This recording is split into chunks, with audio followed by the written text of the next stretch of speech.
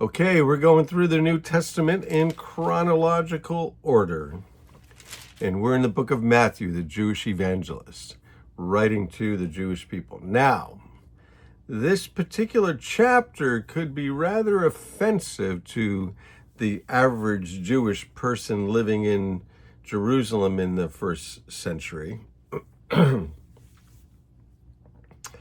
Of course, Jesus dies in 33 AD, resurrected from the dead. This is some 30 years later. So, how old is Matthew? 50, maybe 60? We don't really know. But, the people paid particular regard to their religious leaders and, put quite a bit of faith in them and trust in them. In this particular chapter, Jesus is going to go after them. So Matthew's trying to do a gospel, the good news, letting the Jewish people know that Jesus was the coming Messiah. And of course, he's also writing to encourage believers. But let's move into it and see what happens. There's some pretty heavy stuff. They call this the 7 woes. Jesus is in Jerusalem. He's going in and out of the city. The religious leaders are following him everywhere. And boy, it's starting to heat up.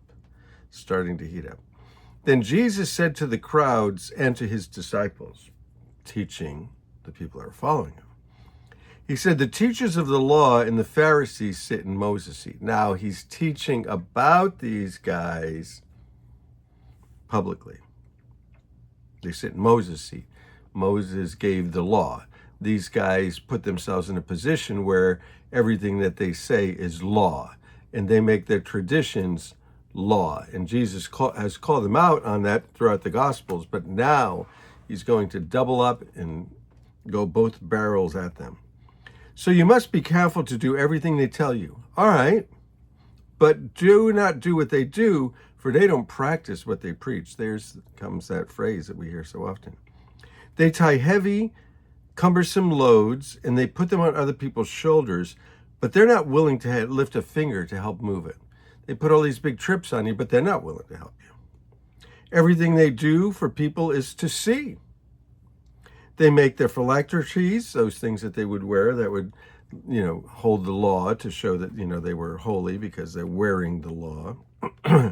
They make them wide and the tassels on their garments long. They love the place of honor at the banquets, and they like the most important seats in the synagogue.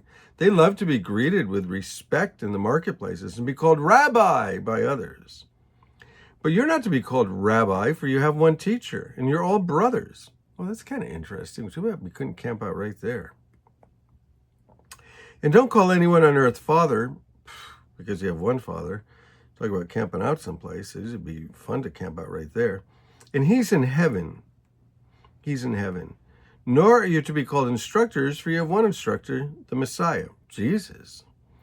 The greatest among you will be your servant, for those who exalt themselves, like the religious leaders, will be humbled, and those who humble themselves will be exalted. Now, here come the woes. Count them.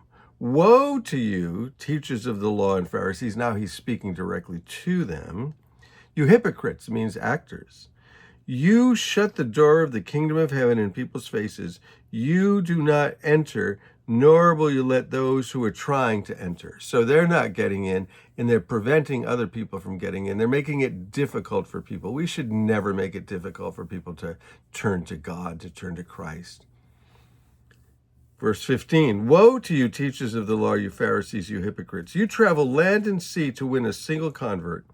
And when you have succeeded, you make him twice as much a child of hell as you are. Wow, can you say that in church? You make him twice as much a child of hell as you are. You're a child of hell? Can you say that in church? Well, Jesus said it. And he said, you go all about, trying to get somebody onto your side. And when you get him, you just make him just as wicked as you are. Woe to you, you blind guides. You say if anyone swears by the temple, it means nothing. But he who swears by the gold of the temple, he's bound by that oath. You blind fools, which is greater, the gold or the temple that makes the gold sacred? You also say, if anyone swears by the altar, it means nothing. But if anyone swears by the gift of the altar, well, then he's bound by that oath. You blind men, Which is greater, the gift or the altar that makes the gift sacred? Therefore, anyone who swears by the altar swears by it and by everything on it. Anyone who swears by the temple swears by it and the one who dwells in it. Anyone who swears by heaven swears by God's throne and the one who sits on it. So, money, money, money. Verse 23. Woe to you, teachers of the law, you Pharisees, you hypocrites! You give 1/10 of your spices, mint, dill, cumin, and so you get a little razor blade and count the seeds 1, 2, 3, 4, 5, 6, 7, 8, 9 for me, 1 for God, 1, 2, and so you're meticulous about that.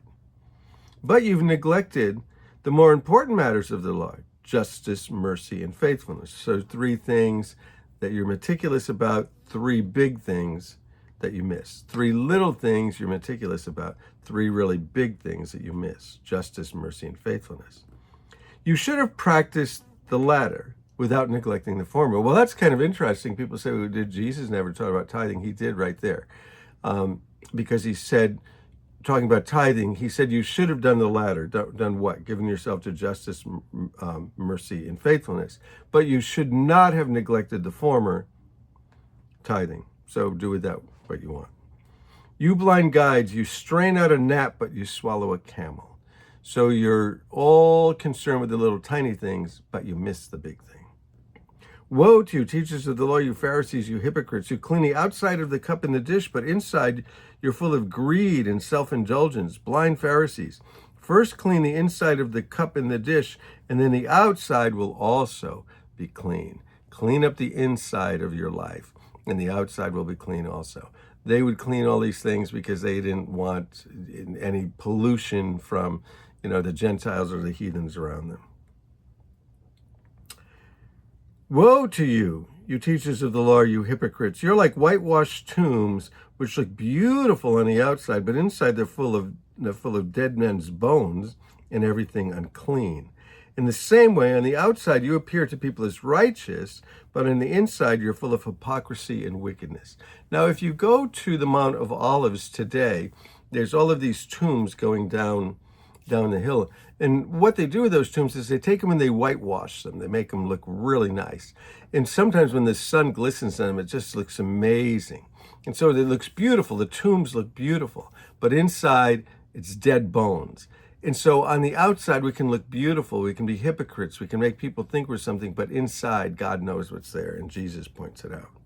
We can't point it out, but Jesus can. Woe to you, teachers of the law, you're hypocrites! You build tombs for the prophets, and you decorate the graves of the righteous.